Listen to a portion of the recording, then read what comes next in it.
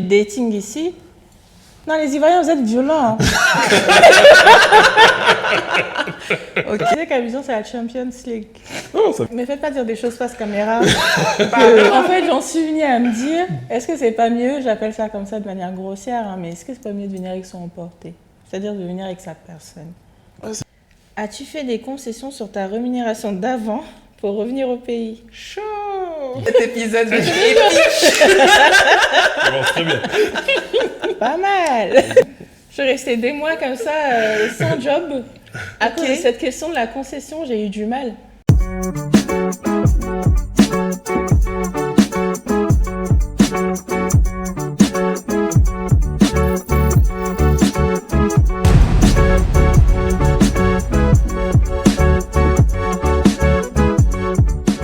Notre invitée du jour n'est pas venue sur la pointe des pieds. Cornelia a débarqué à Abidjan sans emploi, sans plan tout tracé, mais avec une conviction profonde, y construire son rêve africain. Un aller simple, sans retour. Originaire de Centrafrique, cette jeune femme pétillante et déterminée a tout quitté pour tenter sa chance en solo en Côte d'Ivoire. Pas par hasard, mais par choix. Et avec cette force tranquille de celles qui savent que chaque étape, même floue, mène quelque part. Dans cet épisode, Cornelia nous emmène dans les coulisses de son installation. La galère des débuts, la recherche d'un job, les rappels à la réalité de la vie abidjanaise. De la colocation à l'emménagement dans son propre chez-soi, de la chasse aux opportunités pro à son poste actuel dans une structure qui fait bouger les lignes du développement durable, on parle de vie sociale, d'amitié et de ces fameuses histoires d'amour à Abidjan. Un récit intime et puissant entre prise de risque, découverte et choix assumés, qui résonnera avec toutes celles et ceux qui envisagent de revenir sur le continent ou de s'y installer pour la première fois. Cornelia, c'est la preuve qu'on peut arriver sans rien et tout construire à son rythme, à sa manière. Alors on garde les bonnes habitudes. Vous qui avez l'habitude de nous suivre, vous pouvez penser à vous abonner, à activer la cloche et surtout à mettre des commentaires, à partager les vidéos. Voilà, on aime ça et surtout ça permet à la communauté Aquabac de se construire et surtout on pourra mieux vous répondre. Bonjour Cornelia. Bonjour. Ou plutôt Aquabac. Comment ça va? Ça va très bien, merci Hello. Ça va très bien, merci. Écoute, on est très heureux de te recevoir aujourd'hui et on va commencer par le commencement. Okay. Est-ce que tu peux te présenter en une phrase? Je m'appelle Cornelia Poguimagino. Est-ce qu'on dit l'âge? Je sais pas. Ah, c'est comme tu veux. En une phrase, je m'appelle Cornelia Poguimagino, j'ai 31 ans. Oh bébé. Voilà. Je suis 9 mois de ma maman qui a quitté la France et qui vit à Abidjan maintenant. Voilà. Ok, très bien. Super.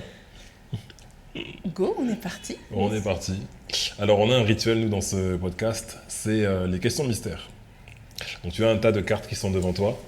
On va t'inviter à en piocher 3 au hasard. Totalement au hasard, et tu devras répondre, il y a des questions qui sont dessus. Okay. Lire à voix haute. Tu as droit à un joker. Si tu réponds pas à la question, tu nous diras pourquoi. C'est pas vraiment un joker du coup. C'est un joker explicatif. Déguisé. Ok. Ok, c'est parti? Vas-y. Ouais, vas-y. As-tu fait des concessions sur ta rémunération d'avant pour revenir au pays? Chaud. Pas mal. Pour une entrée en matière. Non mais on rentre dans le vif ici. Exactement, en plus c'est un sujet qui te concerne bien. Cet épisode va être épique. Ça avance très bien. Pas mal. C'est une question clairement pour toi ça en plus. Cornelia, nous t'écoutons. On en a eu des discussions dessus. Hein. En plus, On en a eu des discussions avant que j'arrive, en arrivant. encore aujourd'hui. Je suis restée des mois comme ça, sans job. À cause de cette question de la concession, j'ai eu du mal à faire des concessions. Je suis arrivée, au début c'était au-dessus c'est le soleil. Et puis on m'a dit non, reviens un peu sur le terre. Donc j'ai shooté les étoiles. On m'a dit non, reviens encore un peu. Je suis arrivée sur le terrain, j'ai vu ce qu'était la réalité. Et après je me suis dit bon, il faut bien commencer par quelque part, n'est-ce pas? Donc ce n'est pas une concession, c'est un sacrifice. Mais c'est pour aller mieux de l'avant. Et puis voilà, donc c'est un sacrifice que tu fais pour aller de l'avant. Donc la réponse est oui. La réponse est oui. Oui même. Toi aujourd'hui qui bosses dans une structure, alors tu peux nous parler un peu de... Tu bosses où? Dis-nous. Je travaille pour une association qui s'appelle Club Abidjan Ville Durable. D'accord. Qui fait partie des clubs sectoriels rattachés à l'ambassade de France. Et j'accompagne sur toute la partie opérationnelle en tant que chef de projet. Ok.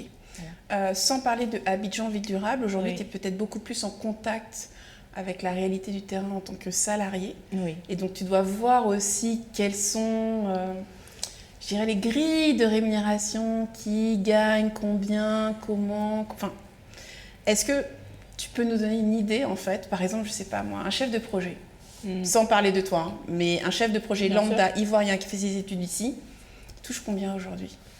Entre une fourchette, oui. Je pense qu'on peut jamais vraiment savoir le salaire des gens. D'accord. Et c'est pour une raison, c'est que c'est pas forcément tout le monde qui veut que ça se sache. C'est pas transparent en fait. C'est pas transparent du tout. Après, on est sur un marché qui ne l'est pas trop. Ouais. Mais bon, c'est parce qu'il y en a qui gagnent sur cette question-là. Donc, est-ce qu'il y a un salaire moyen ? Il y a une grille salariale qui est connue à peu près de tous. On sait que le SMIC est de 75 000, qu'un salaire de cadre, ça commence à 300 000. C'est ça. Voilà. Et après, c'est au bonheur la chance. Et on m'a dit qu'un DAF, ça peut commencer à 500 ou 600. Oui, c'est tout à fait ça. Voilà. En début de carrière, 500 ou 600, avec 4-5 ans, 800 000, 1 million quand tu es dans une bonne entreprise. Quoi. Oui. Et qu'aujourd'hui, en fait, même nous, RIPAT, comme il y a de moins en moins de contrats expatriés, donc on est recruté localement, il n'y a plus le jeu de nous, on a des compétences ou quoi. Et donc on est en concurrence directe avec des personnes qui peuvent délivrer au moins autant que nous et qui sont prêts à accepter des salaires moins importants. Donc oui, c'est ça. Il faut faire des concessions. Ça a été mon challenge en arrivant. Ok. Et ça va, tu le vis bien ? Ça va, on s'y fait. Hein. Pas trop le choix. On n'a pas trop le choix. Après, je pense que dans mon mal, je suis pas trop mal. D'accord. Donc il faut relativiser aussi et se dire que dans tout ça, j'ai trouvé un emploi qui me permet de pouvoir vivre convenablement. Oui. Faire des économies, c'est autre chose, mais vivre convenablement, c'est déjà pas mal. Dans Abidjan qui est très cher.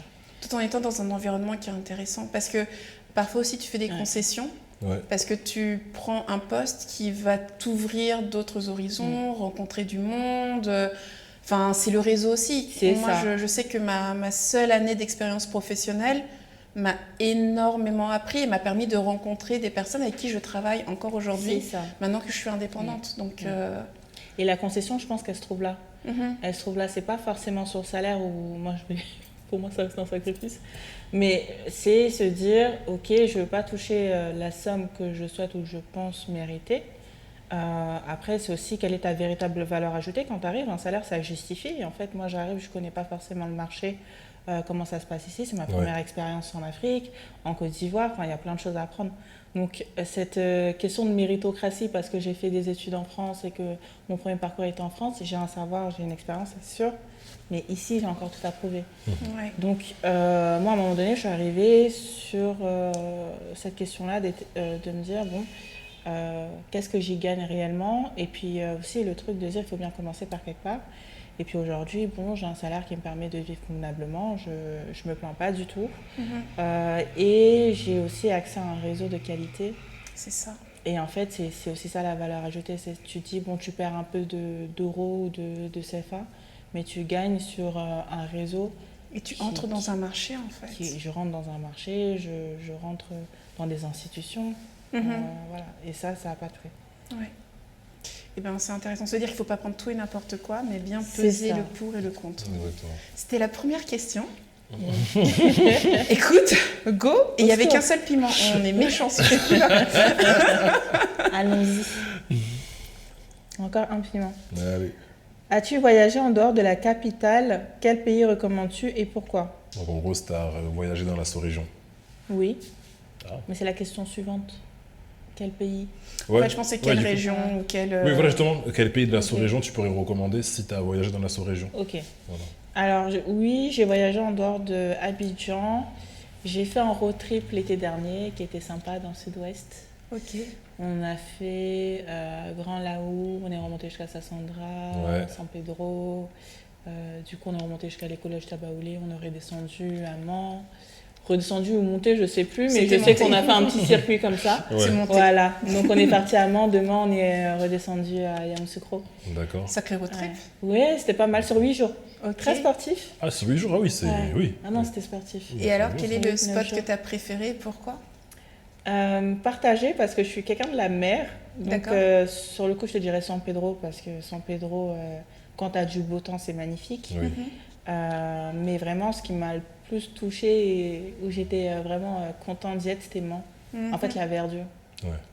La verdure, c'est pas mal. Ouais. C'est chic. C'est très vert, Mans. Ouais. Très agricole aussi. Ouais, moi, il y a un côté reposant, je trouve. Ouais. C'est ça. Ouais, exactement, ouais, vraiment, C'est c'est ça. Et les apaisant. cascades. Et voilà. Et l'air est... Ça sent L'air est pur, Ouais, l'air est ouais. pur, Ouais. ça sent. Ouais, Si ça t'es pas sent. sur la route principale, franchement, c'est Exactement. bien, quoi. Ah oui, moi, j'ai bien aimé Mans. Moi, je garde le souvenir, on était arrivé à Mans par... on était parti de Corogo. Mm. Donc, on a fait le nord. Ah, d'accord. Et puis, on est redescendu. Mm. En fait, c'est une route que peu prennent en réalité, mais quand tu redescends, tout le long de la voie, il y a des espèces de fleurs jaunes, roses, mais vraiment Ouais. des grandes allées. D'accord, Et ok. tu les as sur des heures et des... C'est magnifique. Franchement, Les montagnes je à perte recommande de vue, ouais. de le faire par là. Souvent, on va directement par, Oui, voilà, exactement. par le bas, Tout à mais fait. d'essayer de faire un Corogo Mans. Ah ouais, c'est pas mal. Ça, je le recommande, ouais. Et dans le cadre du travail, j'ai fait aussi Boaké, Ok. Oui. qui était sympa. Qu'est-ce que tu as aimé à Boaké? C'est intéressant. Ce que j'ai aimé, c'est que tu sens que c'est une ville en plein développement. D'accord. C'est pas au niveau d'Abidjan, mais c'est en plein développement, mais ça reste quand même calme. C'est autre chose, c'est une autre atmosphère. Moi, j'ai aimé m'arrêter au feu rouge et voir une armée de motos comme ça, mais parce que c'est le moyen de transport Dans privilégié ce là-bas. coin-là. Exactement. Et voilà, après, c'est le fait qu'il n'y ait pas de mer. Mais on me dit qu'il y a Béoumi à côté, il y a d'autres coins qui sont sympas. Mais oui, j'ai aimé le calme, le fait que ce soit des paysans aussi. En Ouais. fait, on se rend compte que quand on sort d'Abidjan, on est vite dépaysé, ça fait du bien. Il faut prendre le temps. C'est beaucoup quoi. plus calme. Ouais, de voir autre Ouais. chose. J'ai un pote qui est venu de Cotonou récemment pour 8 jours. Au bout de 3 jours, il a dit non, je m'en vais. Ouais. J'ai dit, mais pourquoi? Il fait non, non, moi je vous laisse Abidjan, je vous laisse Je vous laisse vos le embouteillages, je vous laisse le chaos. Ouais. Ça l'a cassé. Il a dit Ouais. non, mais je peux pas. Il est reparti à Cotonou. Cotonou n'est pas non plus endormi, mais Ouais, ouais.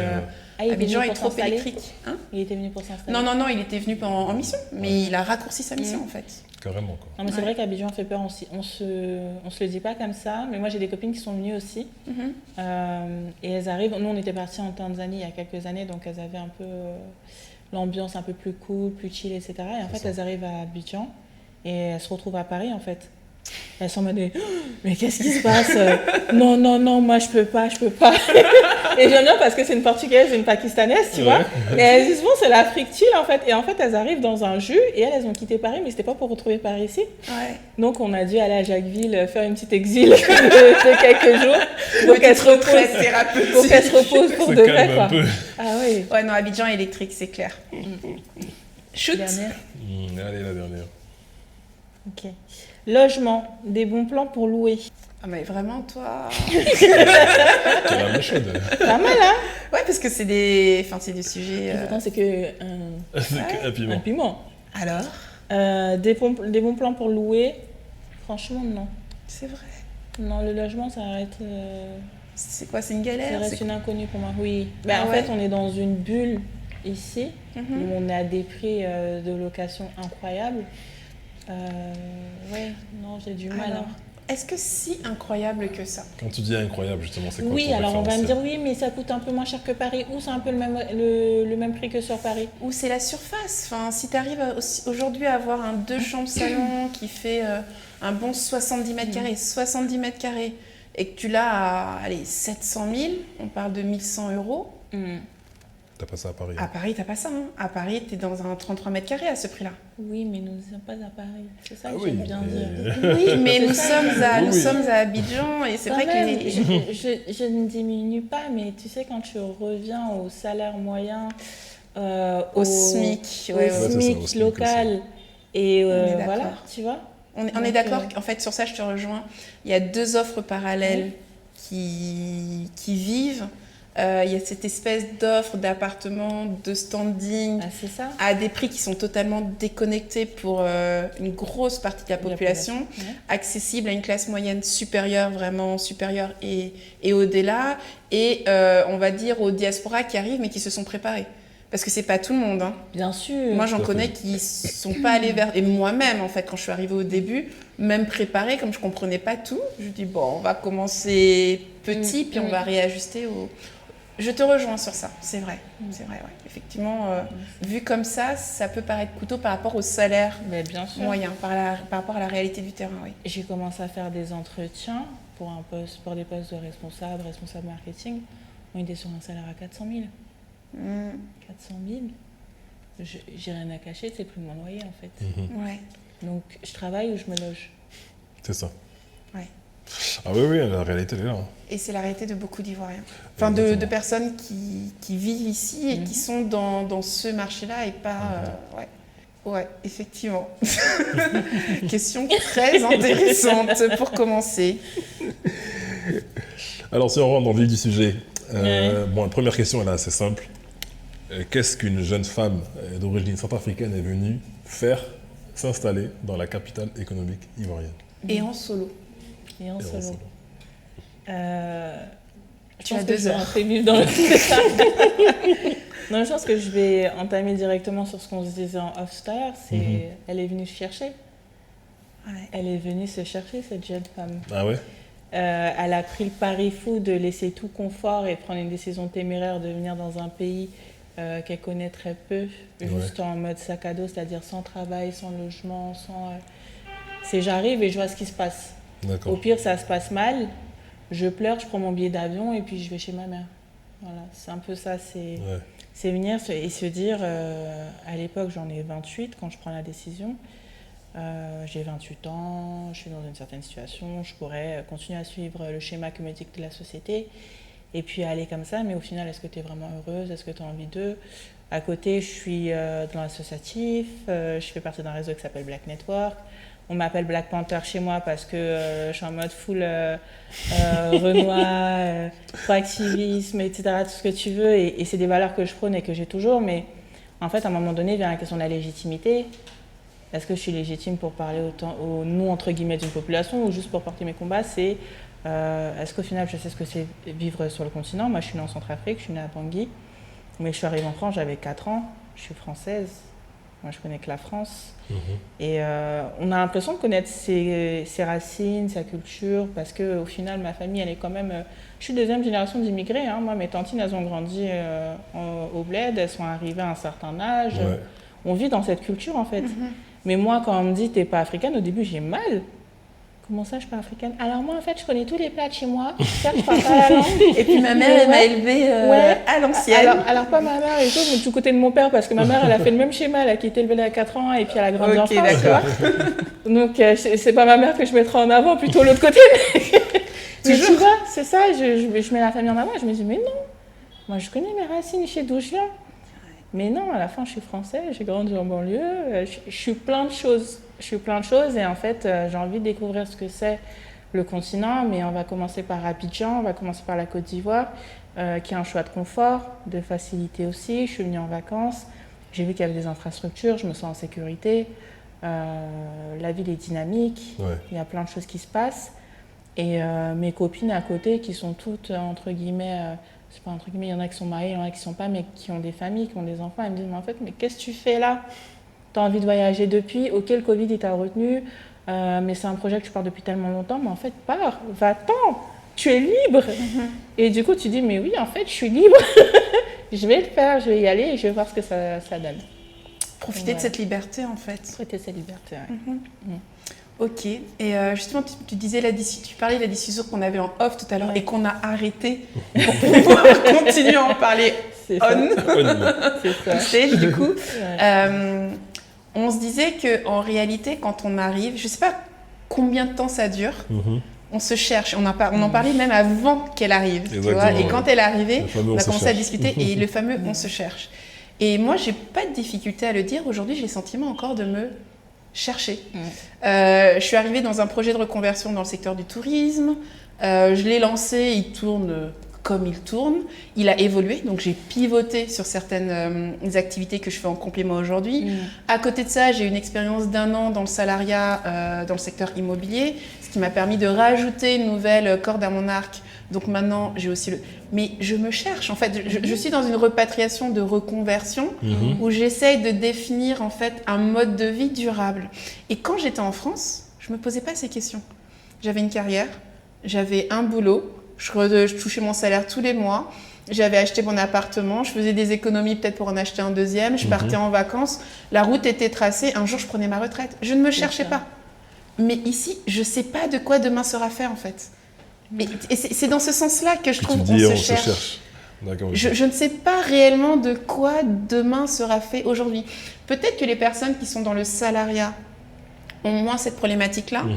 Mais même en étant dans le salariat, je pense que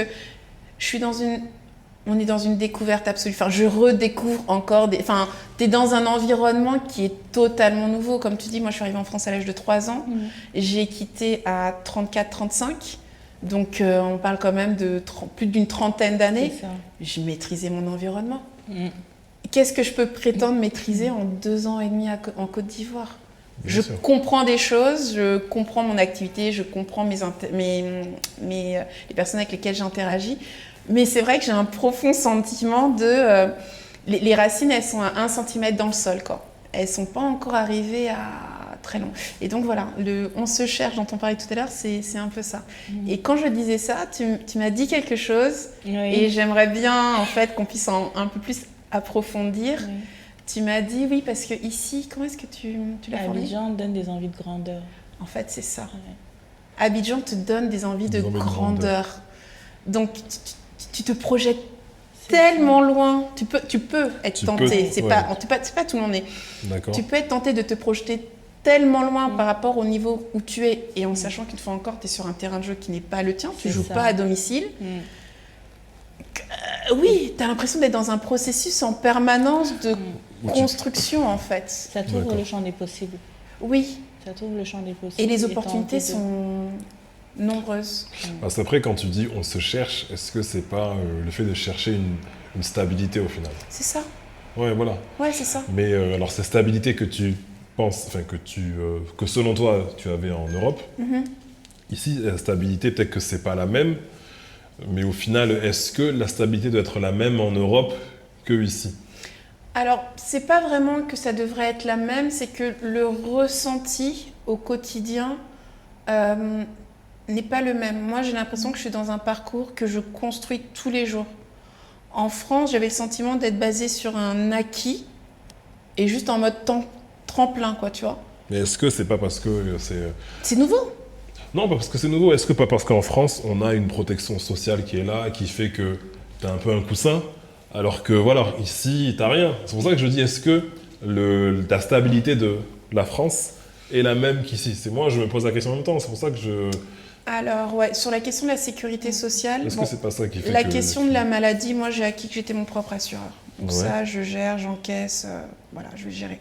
Par contre, il y a un sujet, c'est celui de la retraite. Oui. Parce qu'aujourd'hui, salariés ou entrepreneurs, les cotisations, elles sont minimes et la restitution de la retraite, elle est extrêmement basse. Donc, il faut nécessairement s'y préparer. Je n'ai pas 31 ans. Je ne dirais pas quel âge j'ai. Néanmoins, toi, nécessairement, je suis déjà dans cette projection-là. Et effectivement, cette protection, déjà, elle n'y est pas nécessairement. Donc, tu te dis, il faut que je me prémunisse ou tout au moins que je me prépare à ça. Puisque, bon, pour moi, il n'y a pas de... Aujourd'hui, après, on ne peut jamais dire jamais, mais aujourd'hui, je n'envisage pas d'aller revivre en Europe. Même si je devais quitter la Côte d'Ivoire ou le continent africain, j'irais en Asie. Tu vois, par exemple. Et c'est le même modèle, c'est les mêmes problématiques en termes de protection.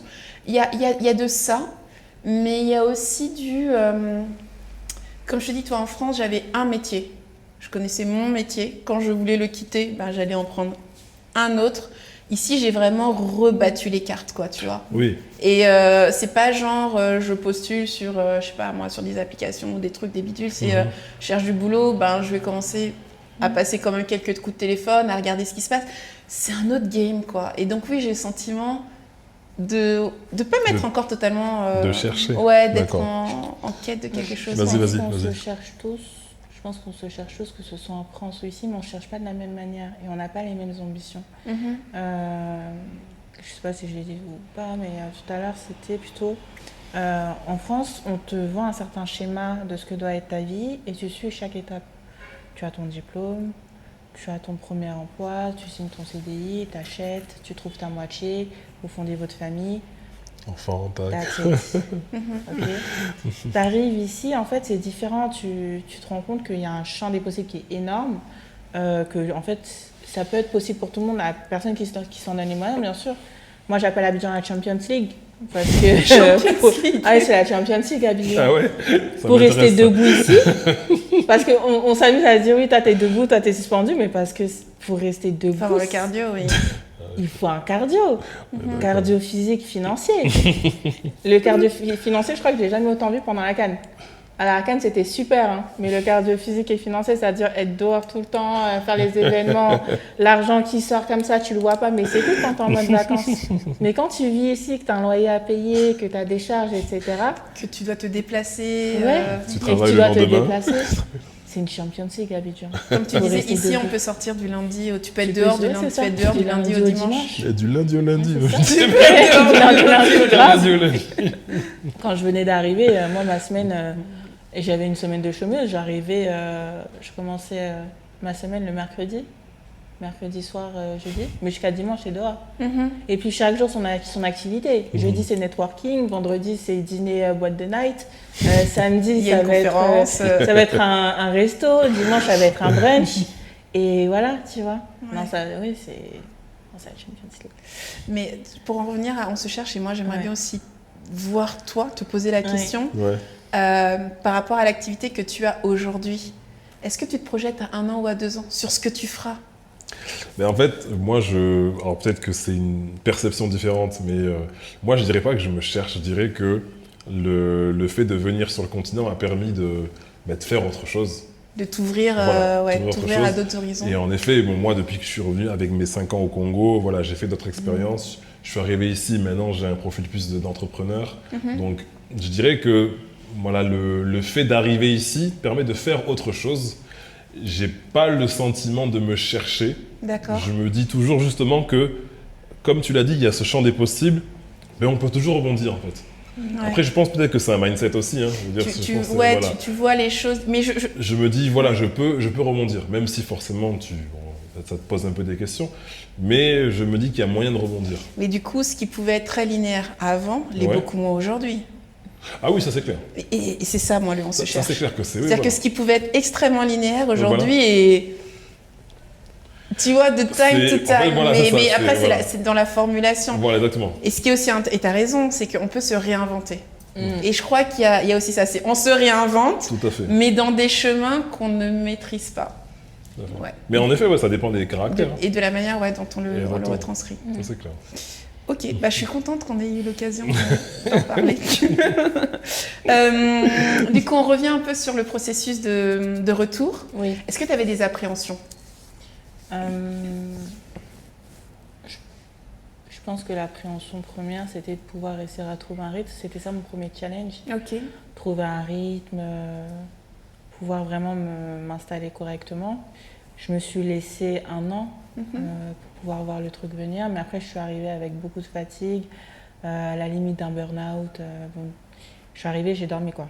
C'était pas... Alors quand tu dis 1 an, c'est que tu as mis 1 an pour te préparer à venir, c'est ça que tu dis ? Non, j'ai mis 1 an pour trouver une situation, voir une porte de sortie à Abidjan. Quelque chose de une situation pour toi que tu appelles stable. C'est ça, j'arrive, voilà exactement, j'arrive avec des économies, parce que il faut quand même venir avec des économies, j'arrive avec des économies et je me dis, je m'alloue telle somme pour pouvoir vivre ici. Mais sauf qu'à un moment donné, il faut savoir réussir à convertir et trouver l'emploi et trouver... Donc toute cette stabilité-là, je pense que c'était ça que je m'étais fixé comme objectif sur la première année. Et après, ça va avec... je pense que j'ai vécu plusieurs vies en 1 an. Tu as la partie tu dors, tu as la partie tu fais le PA, et puis après tu as la partie où tu rencontres vraiment les challenges du terrain. C'est-à-dire quand tu commences à chercher un travail, tu commences à chercher un logement. J'ai déménagé 4 fois en 1 an. Tu as déménagé 4 fois ? Allez, 3 fois. J'ai eu 3 fois 4 logements. Exactement. 3 ans, d'accord. En 1 an. Donc, le temps de pouvoir arriver à se settle et à se stabiliser. Et justement, j'allais te demander, pendant ces 1 an-là, est-ce que tu avais une expérience, une anecdote qui est marquante pendant ton process? Est-ce qu'il y a quelque chose qui t'a marqué? Bon, là tu viens de dire que tu as déménagé 4 fois, c'est quand même pas mal. Est-ce que tu as quelque chose qui te vient à l'esprit pendant ces 1 an justement où tu as pris le temps de te... Est-ce que j'ai une anecdote plus forte qu'une autre? Je pense pas. Je pense que j'ai vraiment eu des saisons différentes, avec des réalisations différentes aussi. Je pense que quand tu arrives ici, tu es confronté à d'autres choses, à beaucoup de choses auxquelles tu ne t'y attendais pas. Je pensais avoir une certaine maîtrise entre guillemets du pays. Moi, j'ai grandi dans ma petite cité avec plein d'Ivoiriens. Je mangeais déjà tous les plats locaux. Je pensais être super bien renseignée et tout. Et en fait, tu arrives et ben non, en fait, tu connais rien. Tes amis ivoiriens, ils ont grandi en France, c'est la diaspora en fait. Et qu'eux-mêmes, ils connaissent pas forcément super bien ici, ils sont jamais venus. Et en fait, tu vois que tous tes repères sont faussés, donc c'est ça. Et puis après, tu te construis aussi des repères. Moi, en tant que personne noire en France, j'ai beaucoup suivi les médias américains. Donc en fait, je me suis imposé des problèmes d'afro-américains qui ne sont pas les miens. Et donc, en fait, tu arrives et tu te rends compte que tu as des faux problèmes, que tu ne maîtrises pas la culture, que tu as tout à apprendre, que tu dois t'installer, machin. Donc je pense que j'ai eu... c'est pas d'éléments phares déclencheurs de quelque chose, mais beaucoup de micro-révélations sur moi-même qui ont fait que je me suis assise et je me suis dit, ah oui, waouh. Donc un parcours identitaire en plus. Oui, alors la quête identitaire, elle est... Et tu sens vraiment... toujours là. Tu sens vraiment un changement fort entre ton arrivée et aujourd'hui? Oui. La manière dont tu regardes Donald, j'ai l'impression que c'est des discussions... Non, mais parce que je me souviens de comment je parlais avant avec Donald. Quand j'arrivais, j'étais beaucoup de questions, beaucoup de recherches. Et puis en fait, au final, le temps, il s'est... Et aujourd'hui, tu te sens plus apaisée ou j'ai réalisé beaucoup de choses. Tu as toujours des questions? Oui, je pense que je suis plus apaisée sur le fait que déjà, tu te dis, bon, il y a des problèmes qui ne sont pas les tiens et puis tu apprends à voir les choses autrement. Et puis tu reviens vite au terre à terre. Et puis moi, aujourd'hui, mon combat, ma bagarre, c'est si, hein, Abidjan, mon combat. Tu vois, j'étais sur autre chose. Donc, en fait, je ne saurais pas comment le définir. Mais c'est vrai que le changement, il a plus été humain, personnel, sur ma quête identitaire que sur le vrai challenge de s'installer. Même s'il y a un vrai challenge, après, tu as la culture, tu as plein de choses. C'est ce que je disais, je pensais connaître la culture ivoirienne. En fait, en arrivant, tu te rends compte qu'il y a plein de choses. Et je pense que c'est plein de micro-défis. C'est difficile d'en sortir un en disant j'ai un élément déclencheur. Je pense que j'en ai eu plusieurs. Voilà. Ok. J'ai un peu répondu à la question. Ah, tu y as très bien répondu, c'est très clair. Je pourrais gratter plus, mais on va éviter les violons. C'est ça. Non, par contre, il y a une question qui serait intéressante et peut-être je vais la formuler autrement. Est-ce que tu peux finir cette phrase « Ah, si j'avais su que ». Je réfléchis.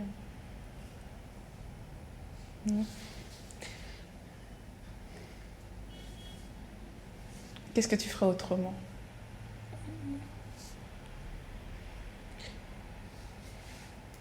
C'est une très bonne question. Et du coup, je suis un peu sans voix. Peut-être au final, des choses sont faites plus ou moins naturellement. Oui. Qu'est-ce que j'aurais fait autrement? Franchement, je pense que je me serais mieux préparée. Alors, ce que j'aurais fait autrement, je pense que je me serais mieux préparée sur la question des concessions salariales. Je pense que j'étais vraiment pas prête à faire cette concession-là. En fait, je visais là, je suis arrivée, on m'a dit c'est comme ça, et il fallait que j'arrive à trouver un juste milieu qui me convienne. Et je pense que ça, j'étais vraiment pas préparée, donc ça a été un choc qui a fait que pendant un moment, j'étais dans le déni, et puis à un moment donné, il faut arrêter dans le déni. À un moment, il faut grailler. Et puis, il faut y aller, quoi, tu vois. Et puis, je pense que c'était ça, le plus gros choc, c'était ce petit déni-là en disant, tu penses valoir quelque chose, et c'est pas que tu le vaux pas, c'est juste qu'en fait, tu as une vraie concurrence locale, tu as des vraies compétences qui sont là, et tu as un marché qui est super dynamique. Tu vises une industrie qui est plus aussi dynamique que tu pensais, et tu as un revirement à faire, en fait, et tu dois rester l'esprit ouvert. Donc, si j'avais su que le marché du travail était aussi wild. Aussi wild, je pense que je serais peut-être restée un peu plus longtemps, le temps de trouver un travail et venir avec le travail, tu vois. Ok. Je pense qu'on a beaucoup ce conseil quand on pense à l'expatriation. Il y en a beaucoup qui nous disent oui, c'est mieux de trouver ton expérience, de trouver ton travail, ton job et peut-être de venir, tu vois. Et mais tu dis non, ça va aller, j'ai un peu d'économie et tout. Et encore, moi j'ai des économies. Moi j'en ai des fois qui me parlent, qui me disent j'arrive à Abidjan, mais je connais la personne. J'imagine ce qu'il y a sur son compte en banque et je suis en mode. T'imagines, tu sais ce qu'il y a dedans. Non, mais j'imagine juste. Et juste, mon imagination, ça me fait peur. Quoi Non, mais attends. J'ai dit.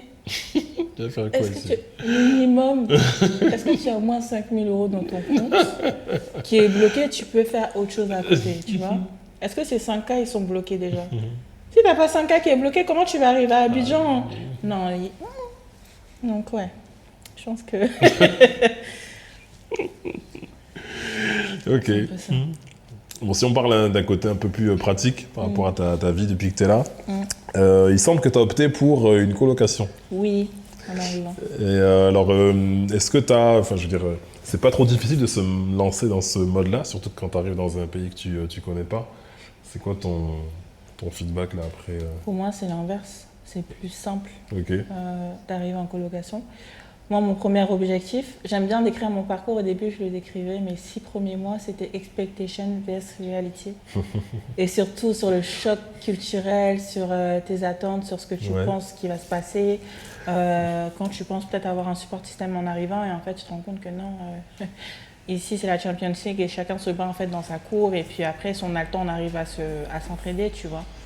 Donc, beaucoup de désillusions comme ça, mais qui te forgent. Et pour la colocation, en l'occurrence, mon premier plan, c'était d'avoir un Airbnb pendant 1 mois. Et après, je prenais mon logement. Parce qu'on me disait, oui, ici, tu trouves vite des logements, c'est rapide. À l'époque, on parlait de loyer à 250. Aujourd'hui, pour trouver un loyer à 250 dans une bonne zone, la Croix et la Bannière, personnellement, j'ai fini par trouver un appart à 250. Et les problèmes qui venaient avec, le moins cher coûte cher. Il y a toujours une raison. C'est pas mal ça. Le prix s'explique toujours d'une manière ou d'une autre. Ouais. Oui, ça, alors tu te dis non, je suis trop une go du coin, moi ça va, j'ai pas peur, je suis bien et tout. Et en fait, tu es confronté à des choses, mais c'est de l'inédit quoi. Moi j'étais dans un appart à 250, j'avais des rats qui faisaient des dérapages dans mon plafond en fait. Ah non, c'était... Je crois que ça, c'est la goutte d'eau. Non, c'est bon, faut que je parte. T'entends des dérapages, tu te dis... Après, il y a une problématique sur Abidjan aujourd'hui, c'est que c'est difficile de trouver des petites surfaces. Ouais. Pourquoi? Parce que pendant longtemps, on a construit des villas. Quand on a commencé à construire des appartements, on a construit des appartements de 2 chambres, 3 chambres, salon. Et donc, la culture du studio, du chambre-salon est pas si développée que ça. Et comme quand tu es en solo, tu vas chercher des petites surfaces, elles sont... rares, elles sont pas nombreuses, on va dire, au bon prix encore moins et de qualité encore moins. Aujourd'hui, j'ai 2-3 clients qui cherchent justement ce type d'appartement-là, Cocody, je cherche. Après, j'ai certaines exigences, j'en ai conscience, j'en trouve, il y en a, mais effectivement, je peux pas prendre des appartements pour faire du Airbnb et avec des rats qui courent au plafond, tu vois. Et elle est là la difficulté quoi. Et donc rapidement tu tapes, excuse-moi je finis. Rapidement tu tapes effectivement le chambre-salon à 350 400 000. C'est ça. Et ça commence à... Là, tu te dis... banalisé. Mais oui. Ouais. Moi j'avais trouvé un bel appart à Bonuma avec une vue incroyable etc. Mais on était à 350 pour une chambre tu vois, avec une salle de bain dedans. La salle de bain, le salon, la cuisine, c'était en mode américain. Mais au final l'espace était petit, 350. Pour moi 350 c'est le prix d'un bon 2 pièces, un bon T3 tu vois. Donc voilà. Donc, oui, les prix s'envolent vraiment et ça on le sent au quotidien. Ouais. Donc pour revenir sur la colocation, oui j'arrive en me disant je vais faire 1 mois de Airbnb, après je prends mon appartement, sauf qu'en fait au moment de booker mon Airbnb, j'ai une crise d'angoisse qui arrive comme ça, en me disant mais en fait t'es complètement folle parce que tu connais pas le pays concrètement. Tu es parti en vacances 2 semaines, c'est cool, mais tu étais chez une cousine qui elle maîtrisait, et là tu vas sur un site internet taper Airbnb Abidjan, billetterie, ça se trouve, tu es dans un coin super paumé, super pas accessible, etc. Et je vais me mettre dans un problème alors que je n'ai même pas encore vraiment posé mes valises. Donc j'ai fermé l'application, j'ai plus voulu parler de logement pendant 2 semaines, sauf que mon billet il était déjà pris. Donc tu vois la date qui arrive, c'est ça, la date qui arrive. Et je suis en mode technique de l'autruche, et on me dit, mais moi je me dis, non, en fait, à un moment donné, je vais le prendre cet avion. Et j'entends parler de colocation. Et je me dis, en fait, c'est mieux. Qui t'en a parlé en premier? Comment tu en as entendu parler? Je sais que je vais regarder beaucoup de sites à un moment donné d'expatriés, etc. Ouais. Et en fait, je vois que la colocation est quelque chose qui se fait beaucoup à Abidjan. J'avais déjà fait de la colocation en Angleterre à l'époque, ça s'était super mal passé. Et j'étais en mode, mais jamais et tout. Sauf qu'en fait, je me dis qu'il faut que j'arrive dans le pays, il faut que je trouve un logement et que je ne me sens pas capable d'être seule dans un premier temps. J'ai besoin de savoir qu'il y a quelqu'un qui m'attend quand j'arrive et de ne pas dormir seule dans l'appartement. Donc, je vais faire quelques sites, je vais valider avec, je vais trouver une personne, je vais échanger, on va s'appeler plusieurs fois, on va se présenter. Derrière, je fais ma petite recherche internet, Google, le nom de la personne avec qui je vais vivre, je vérifie, voilà, etc. Je prends 2-3 mesures de sécurité. Même si je me souviens en avoir parlé avec mon grand-père, pour lui c'était lunaire. Hein. Ah, tu vas en Côte d'Ivoire? Ok, super, tu vas vivre où? En colocation. Ah oui, en colocation avec qui? Avec un homme belge. Ta première coloc, c'était avec un bonhomme? C'était avec un belge? Oui, il était ça. Un homme. Ouais. J'ai pris l'option de la colocation. C'était après, je l'ai dit quand on allait chercher ça. Ah ouais, non, j'aurais pas pu avec un homme. Non, là, c'était vraiment ça, c'est vraiment la limite. En fait, moi, j'ai pris mon appartement. Donc, il y avait une chambre de disponible. Donc, je l'ai proposée en colocation. Mais je m'étais woman only.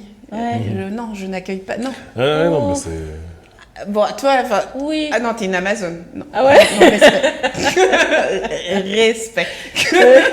Mon grand-père m'a vu comme une folle, mais j'ai vérifié et tout, je suis une pirate d'internet, je sais trop bien faire.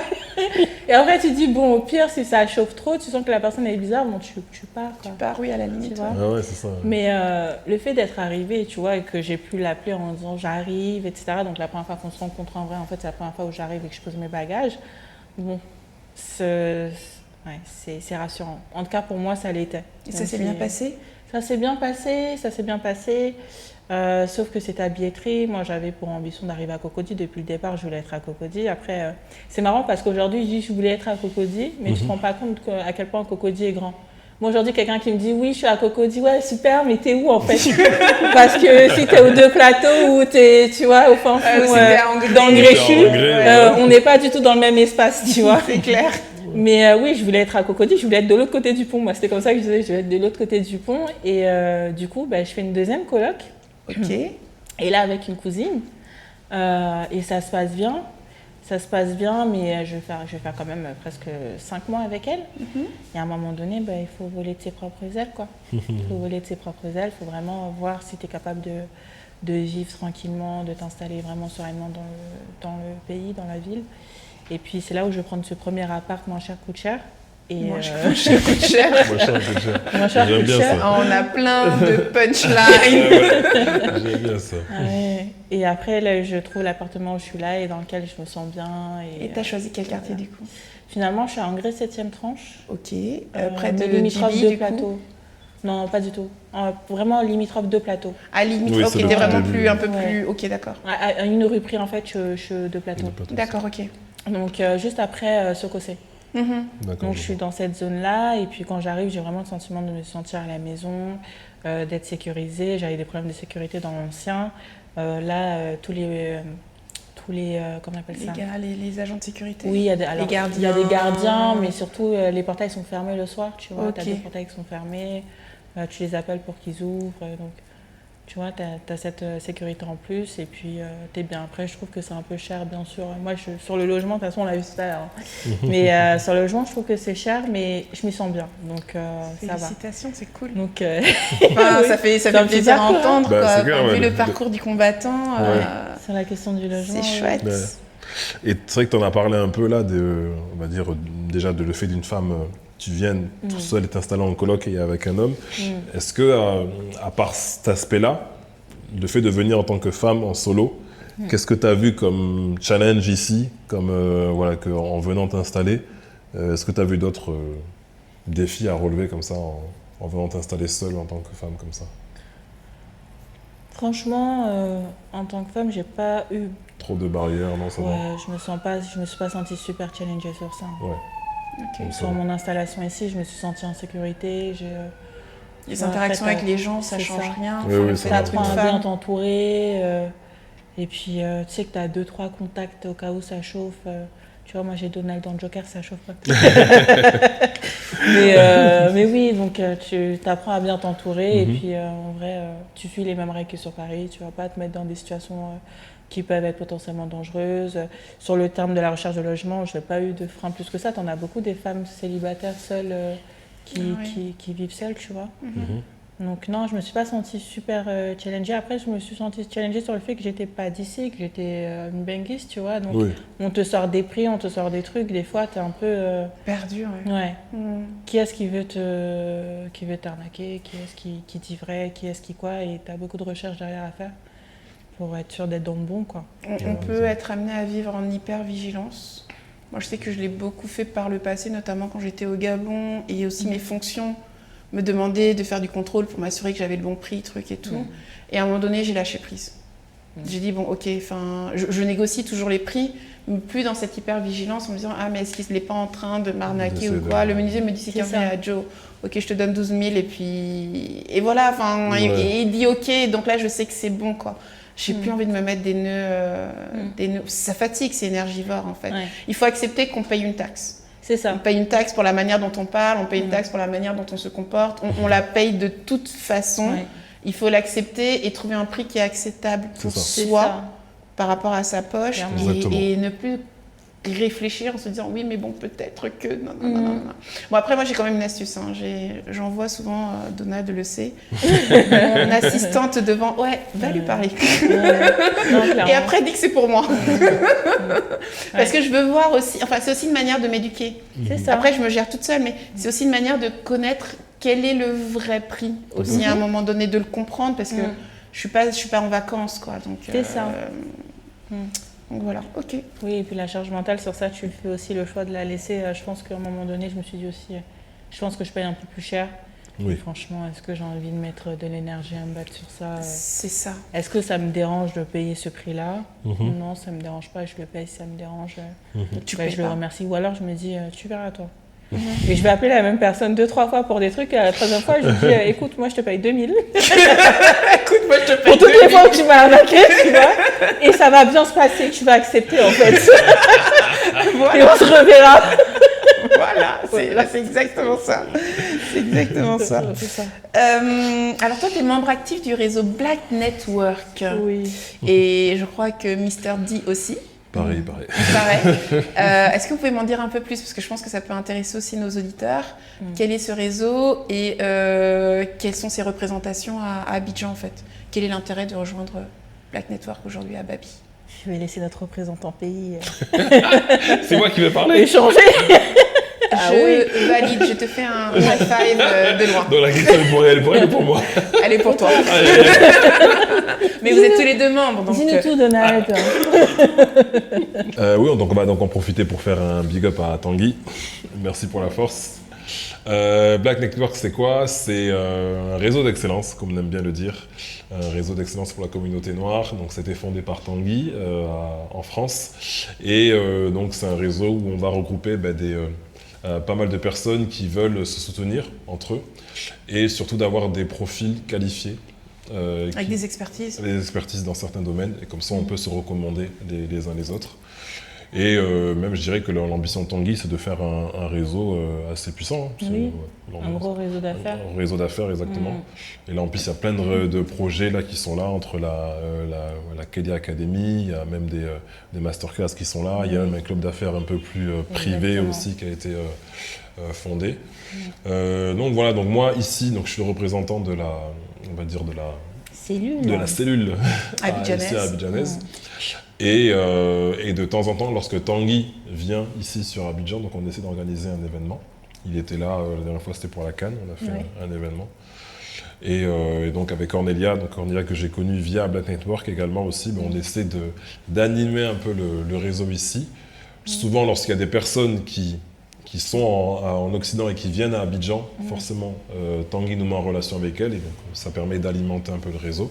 Vous les accueillez, voilà. Donnez des conseils, des astuces, des bons plans. C'est ça. Et je dirais que la première mission de la network Babi, c'est le soft landing, comme on aime bien le dire, forcément. Ouais, mais ça, c'est mon mot. J'entends beaucoup de personnes utiliser le soft landing. Moi, je dépose. Est-ce que tu as vu le copyright, madame? Oui, il y a un copyright. Il y a un copyright. Il est bien mené. Oui. Vraiment, il résume bien. Tu sais, parfois, même je sors, je dis, ouais, donc ça, c'est un soft landing. Je fais, mais. Ça vient de moi. C'est facile. Non, mais effectivement, ouais, c'est du soft landing. Voilà, c'est exactement ça. Oui, ok, donc ça, c'est Black Network. Et toi, du coup, qu'est-ce que ça t'apporte, cette communauté ici à Abidjan? J'allais rebondir dessus, justement. Oui, ça m'a beaucoup apporté. Quand je suis arrivée, déjà en repérage, le fait de pouvoir échanger avec Donald, de pouvoir poser des questions. Après, à ma guise, d'accepter ce qu'il me dit ou pas, notamment sur le salaire. Donc, t'as vraiment résisté, hein. Elle a vraiment fait de la résistance de J'étais sur un petit déni, tu vois, pas mal. On peut considérer ça comme un déni de grossesse, tu vois, je suis arrivée, j'ai accouché direct. Mais que ça, si un peu ça. Donc oui, donc ça t'apporte beaucoup de conseils, ça te permet de pouvoir préparer de manière un peu sereine. Et surtout, quand je suis arrivée, c'était le premier groupe de soutien. C'est les gens à qui tu parles et qui te font aussi des recommandations parce que tu as toujours besoin d'un truc. Attends, j'ai besoin de ça, je veux ouvrir mon compte en banque et ainsi de suite. Quoi, Grâce à Black Network, je me suis monté un petit crew ici quand je suis arrivée, tu vois. Donc j'avais des personnes avec qui sortir, découvrir le pays, découvrir la ville. Et franchement, ça n'a pas de prix. J'ai passé mes premières fêtes ici, je suis arrivée en fin octobre. J'ai fait du coup tout le mois de décembre ici, donc Noël j'étais avec une cousine, mais le Nouvel An j'avais rien de prévu et grâce à Black Network, parce que de fil en aiguille j'ai rencontré plusieurs personnes, j'étais avec un groupe de copines et puis on a fait le Nouvel An à Signy quoi. Donc c'est pas mal, ça évite un peu la dépression, tu vois. Oui, la solitude en fait que tu peux rencontrer, d'autant plus qu'il y a des personnes qui viennent et qui se plaignent souvent en disant on vient en vacances, mais vous êtes tous tellement dans vos vies que vous nous calculez une fois, mais pas deux. Et c'est vrai qu'on court à gauche, à droite. Donc rapidement, tu peux te sentir seul. Moi, j'ai déjà entendu ça, quoi. Et bon, du coup, tu essayes de rattraper parce que toi, tu n'en as pas conscience. Tu es juste en train de courir après les embouteillages. Et le temps passe vite. J'ai l'impression que mes semaines, je ne les vois pas passer. Non, je ne les vois pas passer. Les semaines, elles s'enchaînent. Ça fait déjà 4 semaines que je suis revenue. J'étais en France il y a quelques temps. Ça fait déjà 4 semaines que tu es revenue. Mais on rentre sur la 4e semaine, mine de rien. Et tu as défait tes valises quand même, c'est bon? Ouais. Alors, j'ai quelques tocs. Nous, les valises, il faut vite qu'elles soient défaites. Après, pour brancher l'air fryer, c'est un autre débat. C'est autre chose. Mais oui. Donc, non, le Black Network, ça m'a vraiment apporté une cellule de soutien quand je suis arrivée, des conseils qui m'ont permis de ne pas tomber dans certains pièges. Et puis, voilà, c'est vraiment un support système qui n'est pas négligeable. Et puis, on dit beaucoup, même Tanguy le dit, your network is your net worth, that's it. Et franchement, j'ai un réseau de qualité grâce à ça. Ok, super. Tu as un peu évoqué tes tocs. Oui. Du coup, je vais utiliser ça pour faire une transition. Même si ma question suivante est out of the blue. Qu'est-ce que tu as fait pour ta couverture santé? Qu'est-ce que j'ai fait pour ma couverture santé? Alors, au départ, c'était beaucoup de prières. De ne pas tomber malade. T'as pris fort alors? Oui. Mais ça m'a loupé. Un jour, je suis tombée malade. Et du coup, j'ai fait aussi beaucoup de prières pour ne pas être hospitalisée. Ce que je ne recommande pas. Je ne recommande pas vraiment. Et c'est vrai que le système santé, ça aussi, ça fait partie des découvertes auxquelles tu t'y attends pas forcément. Ça coûte cher. Ça coûte très cher. Et puis déjà, comprendre un peu comment ça fonctionne. Tu as des choses qui existent. Tu as beaucoup de VIE ici. J'étais sur des groupes de VIE. Donc, tu sais qu'il y a des mutuelles qui fonctionnent mieux que d'autres. J'avais entendu parler d'April notamment. Mais qui coûte quand même un certain prix. Et puis, c'est une solution ponctuelle. C'est ça. Et puis, après, finalement, j'ai trouvé une assurance santé. Et puis, aujourd'hui, vu que je travaille, mon employeur prend une partie, tu vois. Mais oui, la question de la santé, c'est une grosse nébuleuse, j'ai l'impression, quand tu arrives. Mais donc beaucoup de prières au départ. Et puis... Là, avec ton job actuel, tu n'as pas le... Si, j'ai une assurance, justement. Tu as quand même une couverture santé qui est là, quand même. J'ai une assurance santé. C'est quand même assez important, quand même. Oui. Après. On va parler d'un autre sujet. Alors, je me souviens que avant que tu viennes à Abidjan, on s'était vu, voilà, je pense que c'était sur Paris, et puis voilà, tu commences déjà à préparer ton départ, tout ça. Et on disait, non, mais Donna, je vais venir, tout ça, et puis de toute façon, en plus, Abidjan, ça va me permettre de voir autre chose, et puis on sait jamais, peut-être que je vais trouver mon Joe là-bas. Quelle déception. Donc aujourd'hui. Mais tu viens de me spoiler de manière. Pourquoi? Aujourd'hui, les amours, c'est comment, madame? Non. Je disais qu'Abidjan, c'est la Champions League. Non, ça veut dire que tu peux trouver ton CR7 ici, alors. Non. Non. Pardon, mais faites pas dire des choses face caméra. Vous parlez face caméra. En fait, pense aux jeunes femmes comme toi, qui vivent aujourd'hui en Europe, qui ont eu du mal à rencontrer des personnes avec qui construire et qui se disent, si je vais dans un pays dans lequel les gens me ressemblent, je vais trouver plus facilement. Évite-leur certains écueils. Est-ce que ça, c'est possible? Des illusions. Mais pourquoi? En fait, j'en suis venue à me dire, est-ce que c'est pas mieux, j'appelle ça comme ça de manière grossière, hein, mais est-ce que c'est pas mieux de venir avec son emporté? C'est-à-dire de venir avec sa personne. Okay. Si c'est Parce possible. que le marché du dating ici... Non, les Ivoiriens, vous êtes violents. Ok. Bon, après, si tu peux venir, mais il y en a beaucoup, il y a beaucoup moi, de je les femmes appelle des ici. promoteurs immobiliers. Ils disent, comment on dit déjà? Si on construit maison sur maison, ça fait immeuble. Ouais. Ils sont nés sur 1 étage, 2 étages, 3 étages, 4 étages, chaque étage. Et non, c'est compliqué. Ok. C'est compliqué, donc oui, non, je recommande pas trop l'expérience de vouloir venir chercher sa personne ici. Son pain ici. Je pense que c'est toi et ta chance, mais c'est pas plus facile ici qu'autre part. Et justement, c'est ça qui est marrant, c'est que tu as un peu cet a priori en te disant, j'arrive sur le continent, j'arrive à Abidjan, forcément. Moi, je me dis, bon, je suis à la mode. Puis t'es Je magnifique. suis à Pouchou comme ça. T'es magnifique. Quand même, voilà, je suis un peu drôle et tout. Tu rentres dans les Tu vois, codes. tu m'as pas rentré dans les codes, je me dis, je suis à la mode. Tu vois, en France, c'est un peu en décalage peut-être, mais si je me dis, je suis à la mode. Ouais. Sauf que bon, à la mode de chez nous. C'est pas pareil. Hein. Ah oui, ah non. Donc, bon. Mais comment est-ce qu'on détecte les promoteurs immobiliers? Oh, Comment tu est-ce qu'on sais, les ils se détecte? cachent pas trop. Hein. Ah, ils se cachent même Non. pas. Ils ont pignon Ici, sur rue. Ils annoncent la Ici, tout couleur. est frontal et brutal. Oui, à un moment donné, tu peux te poser des questions, mais ma chérie, c'est pas toi. C'est pas toi. Ok. C'est la vie qui est comme ça. Ok. Oui.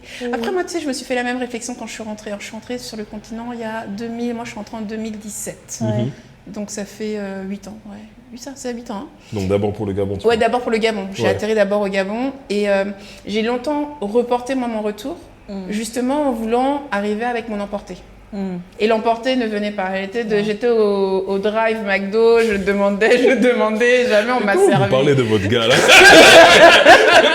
On parle de l'emporter. Tu vois les logos Adopt un mec ou pas? Bonne chose. C'est comme ça on dit ici, non? On parle de l'emporter, tu vois. Et du coup, à un moment donné, je me dis, mais Ismaël, si tu attends, tu ne partiras jamais. C'est quelque chose qui me tenait à cœur depuis que j'avais 17 ans. Donc, qu'est-ce que je fais à un moment donné? Soit j'attends en espérant que tout devienne parfait et j'ai aucune assurance que ça le fasse, soit je passe à l'action. Donc, je pars. Et alors, peut-être que je vais t'envoyer au Gabon, mais les Gabonais aussi sont pas mal. Moi, j'ai trouvé pour moi. Mais tu sais que... Ah ouais? Au Gabon. Ouh. Mais c'est Non, pas mais- c'est pas le même game. Enfin, Ah. ouais. Bon, non, en fait, non. Je pense qu'il y a une question de posture. Donc, c'est vrai que moi, j'ai écarté les promoteurs immobiliers. C'est-à-dire, en fait, de toute façon, même quand tu me vois là, tu dis... Je pensais aussi. Ça, hein. c'est les mots de tête. Mm. Donc, mais du coup, je pense que les personnes bien intentionnées Bien sûr. peuvent venir vers toi. Mais après, il faut savoir naturellement écarter. C'est une posture. Et puis Si on quand comprend tu- que tu n'es pas là pour jouer, quand il vient te dire un bonjour, un au revoir, tu lui dis bon, merci et next. Quoi. Effectivement. Mm. Tu finis par saluer beaucoup de personnes du coup. Si ce n'est que bonjour, au revoir, ça va, Ouais. c'est pas trop d'énergie. Après, si il faut faire tous les gbérés et tout, non, là, on n'a pas le temps pour ça. Quoi. Ok, mais moi j'y crois. Moi, je crois que à Pouchou style là, ça va payer. Ça va schéma. Ouais, ça va payer.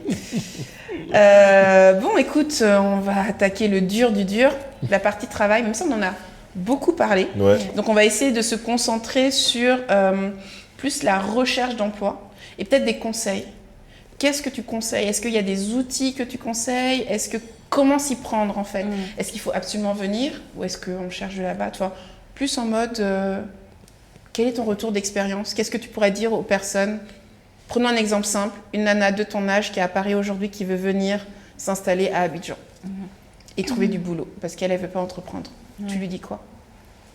De bien se renseigner en amont sur l'industrie qu'elle vise, sur les actualités. C'est-à-dire que tu as des choses qui ressortent sur les réseaux qui ne sont peut-être pas la vérité ici. Et c'est là où va intervenir le réseau. Je pense que le réseau, en fait, fait tout. Ok. Ici, tu es de cette maison-là? Oui. D'accord. Vraiment, parce que mon emploi, j'ai eu par le réseau. J'ai eu par... je vais à l'anniversaire d'une cousine. À cet anniversaire-là, je rencontre une personne qui recherche une personne pour la remplacer. Ouais. Et c'est comme ça que je vais trouver mon emploi, tu vois. T'as jamais utilisé, je sais pas, LinkedIn ou Welcome to the Jungle, truc comme ça, voilà, non? J'ai pas réussi à convertir. T'as pas trouvé, tu vois. Le seul où j'ai eu un entretien en postulant en ligne, c'était via la société de Agnella. Ageloia. Ageloia. D'accord. Où j'ai eu un entretien via Ageloia en étant en France. D'accord. Et c'est là où tu te rends compte que tu es déconnecté de la réalité parce que quand j'ai cet entretien où on me propose un salaire quand même très... C'est maintenant avec le recul, je me dis, mais en fait, un salaire très confortable. J'espère que tu n'as pas fait la fine bouche. Bon, tu me connais, j'ai un peu essayé de monter jusqu'au soleil. Mais dans tout ça, tu vois, tu te dis, ouais, bon, bah... Et ça, c'était pas mal. Malheureusement, bah, quand tu arrives, le poste était gelé, etc. Et puis, mais je recommanderais vraiment de construire son réseau en amont, de venir 1 ou 2 fois pour rencontrer les personnes ici, les acteurs, pouvoir se faire une vraie idée. Et qu'ils te voient aussi. C'est se faire une idée, mais aussi se faire voir. Exactement, très important. Ça, Et après, vraiment d'être en signature au moment d'arriver, quoi. Ok. Alors moi, j'aimerais bien, et je pense que je le ferai très régulièrement, un peu, comment dirais-je, relativiser cette notion de réseau. Parce qu'aujourd'hui, quand on parle de réseau, on pense encore les réseaux à l'ancienne, où il faut appeler un ministre, un directeur. C'est du networking comme on en fait partout. En Europe, aujourd'hui, on te dit qu'après 5-10 ans d'expérience professionnelle, ton job, tu le trouves par ton réseau. C'est des gens qui te recommandent parce qu'ils ont travaillé avec toi. C'est ça. C'est la même chose. Mais si tu as trouvé un emploi, certes, tu as rencontré une personne, mais tu as surtout transformé l'essai. Et c'est pas du piston. Le temps du piston, le temps juste où tu appelles et on te dit « Ah oui, non, c'est toi, vas-y, je te positionne là », je pense qu'il est fini parce qu'il y a vraiment de la concurrence. Oui. Il y a des gens qui sont capables aussi. Donc, il faut aussi faire la démonstration que tu es en capacité de tenir le poste. On ne va pas juste te prendre comme ça parce que tu es tout beau et parce que tu es tout frais arrivé de Paname, quoi. Je nuancerais. D'accord. Je dirais que ça peut encore arriver, que ça arrive encore. Ici, à Abidjan, ça va vite. On peut te recruter. On peut même te recruter au salaire que tu veux. D'accord. On peut te recruter à 2 millions. Si tu vas, tu négocies ton 2 millions, on va te prendre. Ça arrive. Sauf qu'en fait, les 2 millions qui vont sortir pendant 3 mois, ils vont attendre du résultat. Si au bout de 3 mois, tu n'as pas fait ce qui était escompté, on t'éjecte. Ciao, bye bye. On t'éjecte, tu vois. Oui, donc, tu peux l'avoir, mais après, il faut savoir vraiment prouver que tu mérites le salaire qu'on te donne, tu mérites la position qu'on t'a donnée. Ça, c'est quand tu arrives en n'étant pas l'enfant d'eux. Je pense que tu es aussi l'enfant d'eux qui peut être dans un travail bien placé, dormir, faire ce qu'il veut, et il gagnera son salaire, etc. Donc, tu as raison de nuancer le propos, et c'est vrai que je parle avec l'œil d'une personne qui n'est pas d'origine ivoirienne. Et autour de la table, on n'est pas nécessairement d'origine ivoirienne non plus. Mais même ceux qui sont d'origine ivoirienne, c'est vrai que ceux qui appartiennent à certaines familles, à certains réseaux, ont certainement plus de facilité que d'autres, en fait. C'est ça. Ouais. Ok, tout à fait, ouais. Mais quand la nuance est importante. Oui. Quand tu n'es pas d'origine ivoirienne, tu arrives, tu peux avoir un salaire qu'il faut après savoir justifier pour garder, quoi. Ouais.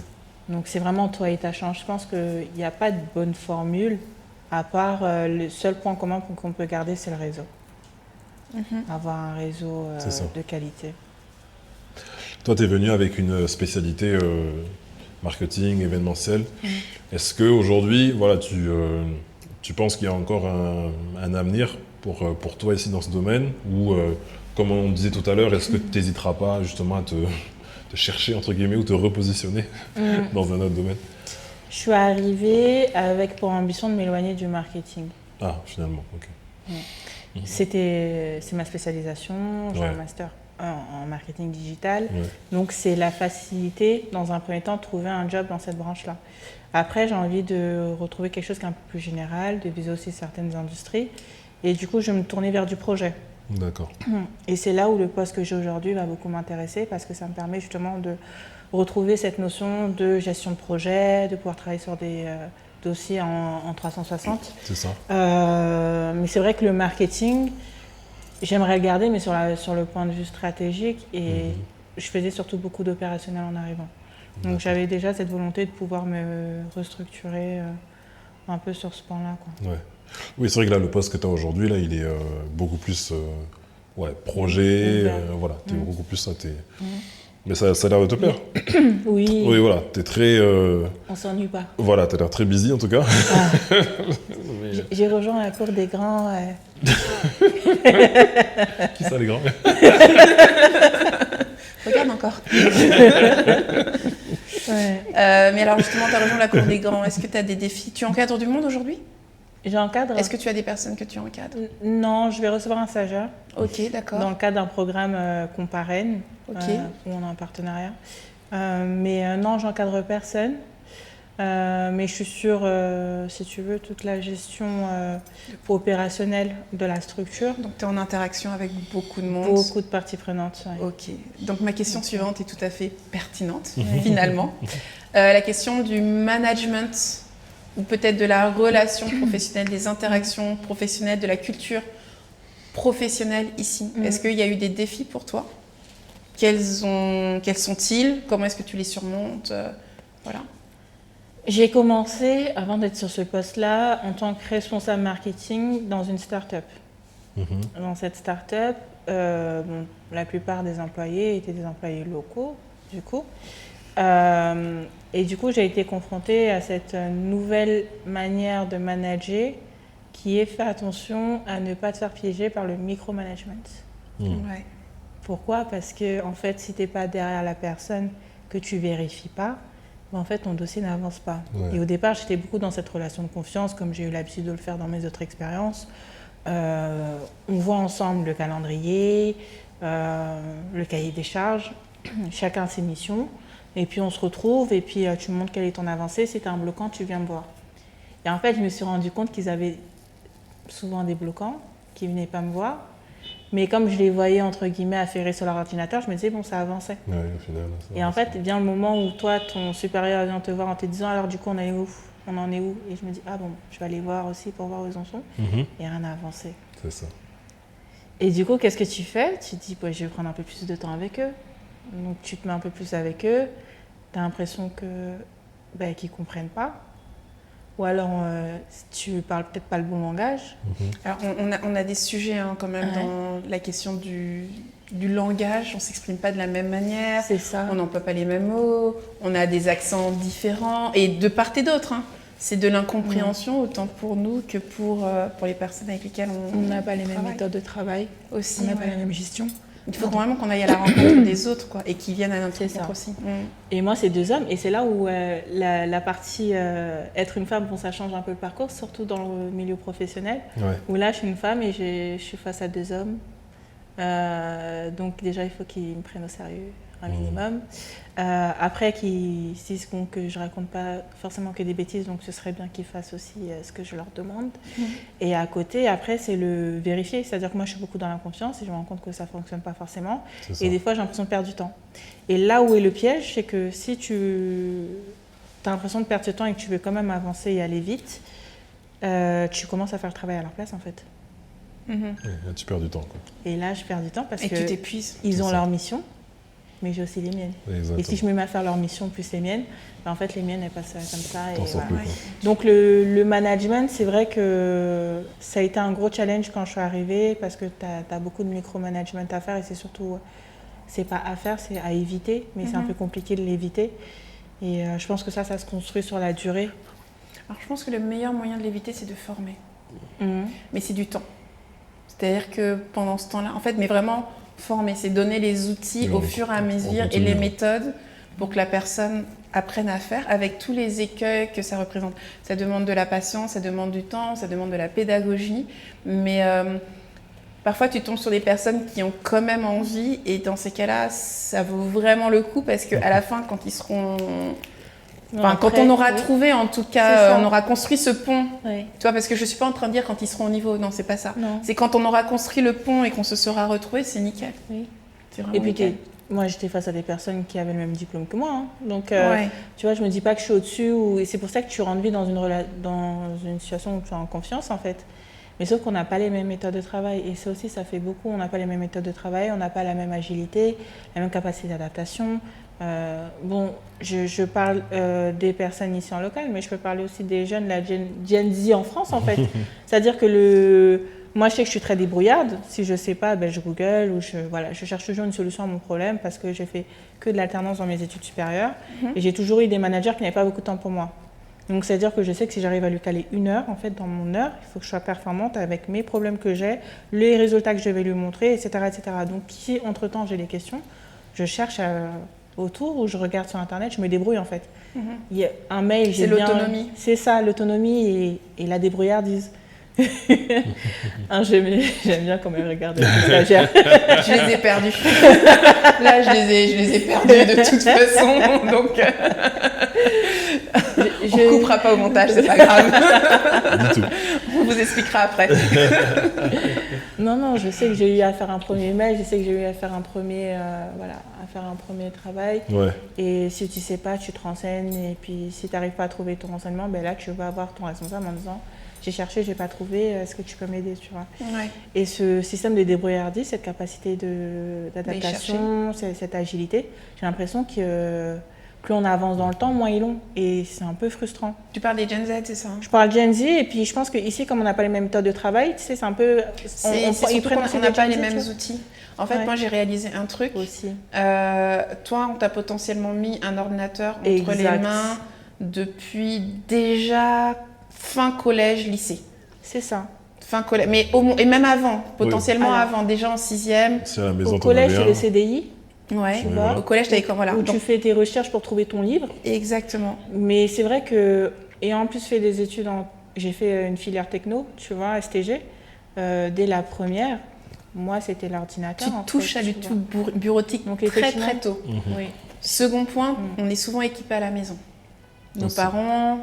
Mon père est un de plus en plus, on a un ordinateur portable. Même si c'est pour jouer à Pac-Man, Joe, tu as ton ordinateur. Tu vois ce que je veux dire? Donc, en fait, tu as ça dans ton environnement au quotidien, alors qu'ici, je pense que ça arrive plus tard. C'est vrai. Ça arrive, à mon avis, après le bac, peut-être quand ils rentrent à l'université ou qu'ils font certaines formations bac plus 2. Mais il y a 10 ans, hein, c'est vrai. D'écart. Et ça joue. Moi, c'est ce que je disais déjà tout à l'heure. Tu as beaucoup de dextérité sur ton ordinateur. Et tu te rends compte, mais c'est un autre contexte. Et puis s'acheter un ordinateur portable aujourd'hui, c'est un coût. On revient au SMIC qui est à 75 000, au salaire du responsable comptable qui est à 400. Un ordinateur, c'est au moins 350 €. Ouais. C'est coûteux, quoi. Je suis tout à fait d'accord, mais à la fois je suis d'accord, mais je me dis aussi que ça justifie pas la débrouillardise. Ça justifie pas tout. Ils sont pas débrouillards. Après, il y a l'état d'esprit, la capacité à aller rechercher l'information. Mais ça vaut comme une personne ivoirienne ici qui a grandi comme un Français de Boulogne en fait. Oui, tout à fait. Gen Z, tu vois. Donc, exactement. C'est valable pour tout le monde, tout à fait. On a fait le tour un peu des questions pro. Ouais, je crois. Il y en avait une en fait qu'on a mis en question pro, mais qui n'est pas une question pro. Ah oui, c'est vrai. Et d'ailleurs, c'est moi qui l'ai mise, comme ça j'assume pleinement la responsabilité de mes erreurs. T'as ouvert un compte en banque ici? Oui, alors un compte en banque, j'ai une néobanque, Jamo. D'accord, toi aussi t'es team Jamo. Oui. Ouais, t'inquiète, on en a assez parlé, mais toujours bonjour Régis. Et que Jamo, pas d'autres... Oui, que Jamo. Ok. Oui, parce que je pense que c'est pas mal pour le moment. Et peut-être que j'en ouvrirai un après. Mais pour l'instant, Jamo me convient. Ouais, normalement ça va. Oui, Jamo, ça fait le taf, en effet. Mais il y en a qui n'ouvrent pas de compte en banque en local. C'est vrai qu'il y en a qui sont payés en euros. Quand tu es payé en euros, tu n'as pas forcément la nécessité de... Moi, au Gabon, je n'avais pas de compte local. Ouais. J'étais payée en euros et je faisais du change. Après, il y a des gens qui ne vont pas ouvrir de compte en néobanque, qui vont aller sur des banques plus classiques, Ecobank et autres. Justement, l'avantage de Jamo par rapport à une banque classique, c'est quoi? L'avantage de Jamo, c'est que c'est connecté à Revolut, c'est que je peux alimenter mes mobile money, Wave, Orange. Franchement, Jamo, c'est 100% digital. Ouais, 100% digital. Et surtout maintenant qu'ils ont des comptoirs un peu partout, ça c'est pratique. Parce qu'avant, il fallait faire le dépôt à la banque. Ça me saoulait. Et maintenant, tu peux faire ça partout chez les gars qui ont Wave, Orange et tout. C'était vraiment super. J'attends le compte pro. J'attends juste que Jamo fasse Jamo Revolut. Aujourd'hui, je peux faire Revolut Jamo, tu vois, mais j'attends que ça arrive. Tu vas attendre longtemps en sens inversé. Je pense que ça peut arriver. Non, c'est des questions monétaires. Mais par contre, Revolut, par contre, c'est en train vraiment de devenir une grosse fintech. Je pense que ils sont vraiment en train. Et je crois j'ai vu récemment qu'ils veulent même devenir une sorte d'opérateur mobile. Ok, oui, j'ai vu ça aussi, effectivement. Toi aussi, tu l'as vu, exactement. Et comme ça, parce qu'ils ont remarqué que les gens qui ont Revolut, ils voyagent beaucoup. Et comme ça permettra à chaque fois fois que tu puisses, quand tu voyages, bénéficier d'un forfait, entre guillemets, dans le pays où tu es. Ils le font déjà, mais ils n'ont pas beaucoup couvert l'Afrique. J'avais regardé, ils ont couvert l'Asie, l'Europe et tout, mais l'Afrique peu. C'est ça. Donc il y a peu de pays. Mais par contre, j'insiste, dans l'autre sens, on va attendre très longtemps pour des questions de blanchiment, de transparence, pour tous ces aspects-là, en fait. Tant qu'on n'arrivera pas à tracer l'origine de l'argent, ça va être difficile de remonter en Europe. Donc c'est même pas lié à Jamo, c'est vraiment lié à la réglementation. Avant de clôturer l'épisode, j'en profite pour faire une petite réclame. Donc, pensez à vous abonner, à activer la cloche, à nous suivre sur les réseaux. On est présent sur TikTok, sur Instagram, sur YouTube Short. Donc, n'hésitez pas à commenter, à partager et à faire vivre la communauté Aquabac. C'est la fin. Mais pas encore tout à fait. Quand il n'y en a plus, il y en a encore. La dernière partie de cet épisode, c'est les questions mystères. Encore, mais en 360. Donc tu vas prendre 2 questions au hasard et tu vas nous les poser soit à moi, soit à Donald, et on se fera un devoir de te répondre en toute transparence, ou pas.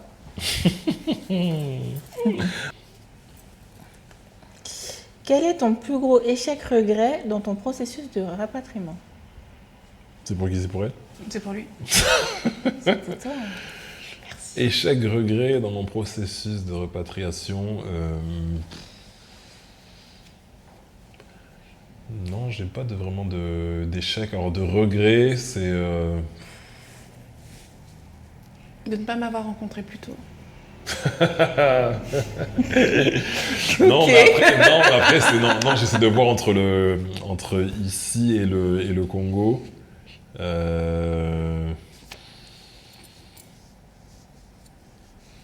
Non, moi je vois pas, là pour l'instant j'ai pas de regrets ou d'échecs. T'as le droit en même temps et c'est plutôt bon signe. Non, j'en vois pas. Ouais, non, c'est cool. Ouais, non, j'avoue, j'en vois pas. Pour l'instant, toi, t'en as? C'est plutôt pisse. Un échec ou un regret sur mon processus de rapatriement? Non. Moi non plus. Non. Moi non plus. Moi, c'est pour ça, en fait, je pense qu'on n'en a pas vraiment. Ouais, je pense que pour l'instant, on n'en a pas, donc c'est chouette, c'est chouette. Next. As-tu déjà été confronté à des stéréotypes ou préjugés liés à ton retour? Comment as-tu réagi, Ismaël?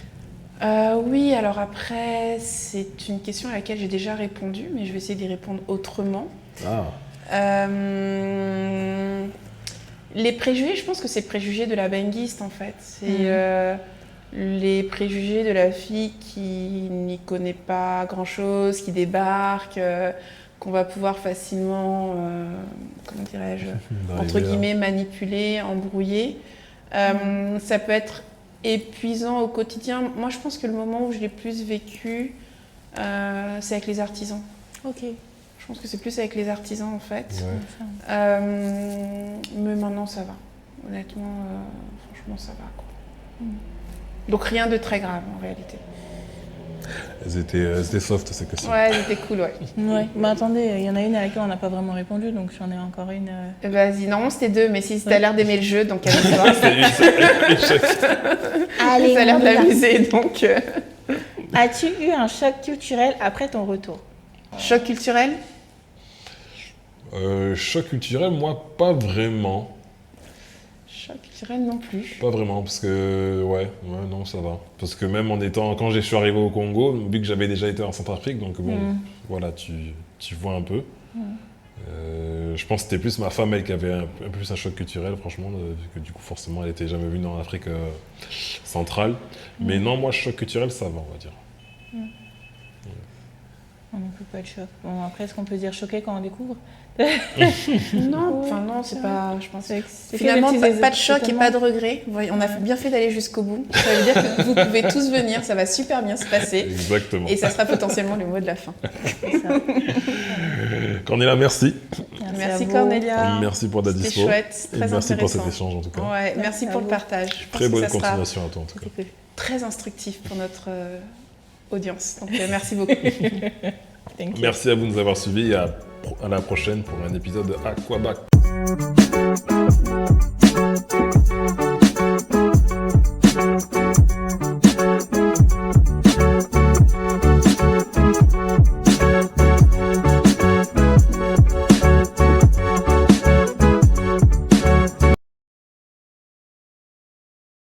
On découvre. Non, enfin non, c'est pas. Je pense. Finalement, pas de choc et pas de regret. On a bien fait d'aller jusqu'au bout. Ça veut dire que vous pouvez tous venir, ça va super bien se passer. Exactement. Et ça sera potentiellement le mot de la fin. Cornélia, merci. Merci Cornélia. Merci pour ta dispo. C'était chouette, très merci intéressant. pour cet échange en tout cas. Ouais, merci pour le partage. Très bonne continuation à toi en tout cas. Très instructif pour notre audience. Donc merci beaucoup. Merci à vous de nous avoir suivis et à la prochaine pour un épisode de Aquabac.